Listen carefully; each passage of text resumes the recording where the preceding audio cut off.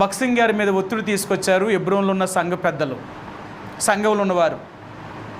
మరి మమ్మల్ని ఎందుకు నువ్వు పెద్దలుగా చేయలేదు, వాళ్ళని పెద్దలుగా చేసావు, మమ్మల్ని చెయ్యాలని బక్సింగ్ గారి మీద ఒత్తిడి తీసుకురావడం వల్ల బక్సింగ్ గారు హైదరాబాదులో కూడా సంఘ పెద్దల్ని ఆయన ఒక బాడీని నిర్ణయించాడు. హెబ్రోన్ అనే trust, indigenous churches of Christ India అని పెట్టి ఒక సొసైటీని ఫామ్ చేసి అందులో సభ్యులు పెట్టి హెబ్రోనులోనే పెద్దలను నియమించాడు.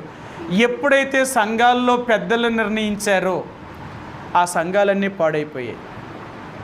మీరు చూడండి, ఏ సంఘాల్లో అయితే బక్సింగ్ గారు దైవజనులను నమ్మి పెద్దలను తీసుకొచ్చారో ఆ పెద్దలందరూ ఏం చేశారో తెలుసా? సేవకుడినే బయటికి గెంటేసి ఈనాడు మందిరాలనే వారు ఆక్యుపై చేసుకొని వాళ్ళకి ఇష్టం వచ్చినట్లుగా డబ్బును ఉపయోగించుకుంటున్నారు, ఇష్టం వచ్చినట్లుగా దాన్ని వాడుతున్నారు.